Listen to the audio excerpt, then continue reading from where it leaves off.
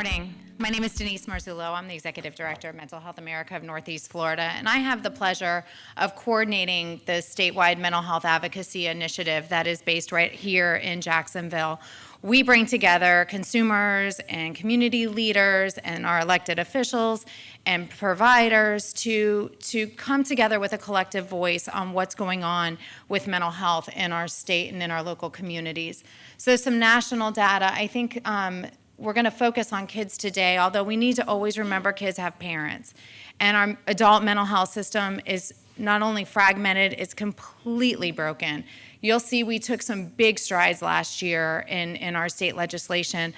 Some of our representatives are here that really led the charge, and I appreciate them more than they know. But there's still a lot of work to do.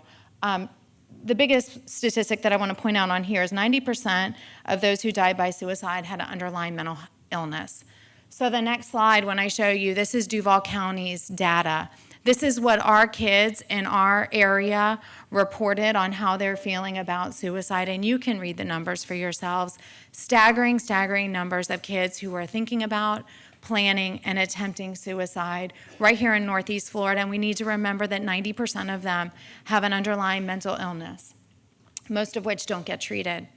So we ask, why is our system so broken, and why is there so many problems with the mental health system? Frank Denton did a really great job on Sunday addressing and sharing one family story of mental illness, and it's just one story. We know many of them.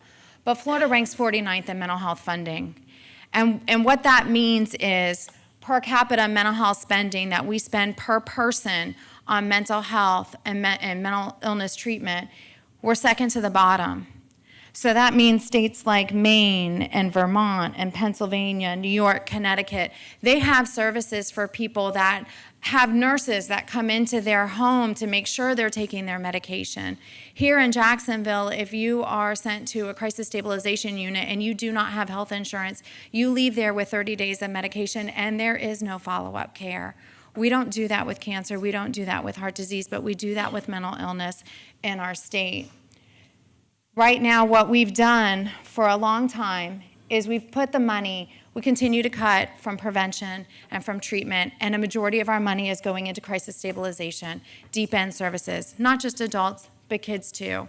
We need to start putting more money into prevention and treatment, and we'll need less money then in the deep end services. So we need to flip this triangle so that we're not relying on the crisis stabilization units to provide the mental health treatment. It's like waiting until someone is in stage 4 cancer to start providing treatment to them.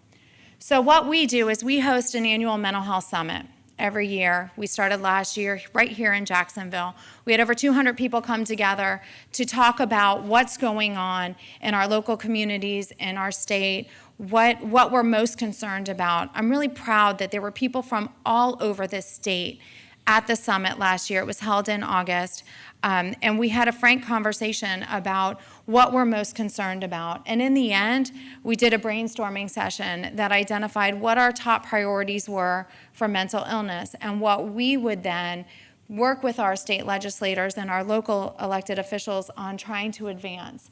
So we came up with funding for more care coordination services so that we're not relying on the crisis stabilization units, codifying mental health courts. Right now, there are pockets of mental health courts throughout the state. If someone, we know, if you ever met Sheriff Rutherford, he always introduced himself as the CEO of the largest mental health treatment facility in Jacksonville, and that's because he led Duval County jails. Unfortunately, I talked with Mike Williams the other day, and he introduced himself the same way. So fortunately, he gets it. Unfortunately, it's still a problem. We are treating our mental illness in the criminal justice system. So the codifying mental health courts is really important, not only here locally, and we do have mental health courts here locally. They need more funding. They need to be a little bit more robust, although everyone is really working together here. We wanted to talk about telebehavioral health and telemedicine, especially for our rural communities. And then last but not least, the advanced registered nurse practitioners. Florida was the only state, up until now, Florida was the only state where advanced registered nurse practitioners were not allowed to prescribe controlled substances. We have a shortage of psychiatrists right now nationally. There's a need for 13,000 psychiatrists, and we have about 6,200. We're ranked 49th. We haven't had a funding increase up until recently, and Medicaid reimbursement rates haven't been increased since the 1990s. So you can imagine how many psychiatrists are really excited to come to Florida and make the wages that we're able to pay them because they're the same as they were in the 90s. So we have a really big shortage of psychiatrists. It's a really big problem. And so not only did we need funding, we needed to pass legislation that would allow advanced registered nurse practitioners to be able to work in the capacity that they're trained, in the fullest capacity. And so that was our next legislation. So I'm really proud to say that all of our priorities passed. There was a funding increase for the first time since the early 90s in the amount of $53 million. Our state legislators were really smart. They didn't just throw money at the problem. They separated it into specific programs and services that are evidence-based in that work. We also passed a lot of legislation. I won't read those, but our Advanced Registered Nurse Practitioners bill passed. Thanks to Representative Charles McBurney, who is terming out. Our Codifying Mental Health Court bill passed. Telebehavioral health took some advances, but there's still a lot of work to do. We still have a lot of issues to address. When you're 49th and have been that way for decades, the problems continue to mount.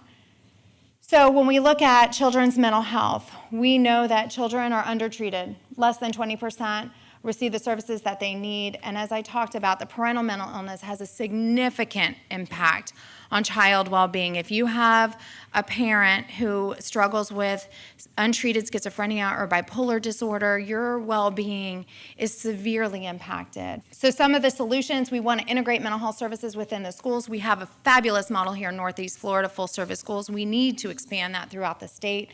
We need to move the child welfare system from a case management to a treatment-based model. We need more youth mental health first aid training, although I'm really excited that we're working here locally with the schools and we're doing a lot of that training. We need to expand infant mental health services, which again addresses the parental mental illness. So I invite everyone, I know my time is up, I invite everyone to attend our summit. It's going to be October 4th and 5th, again here in Jacksonville at the Hyatt Regency.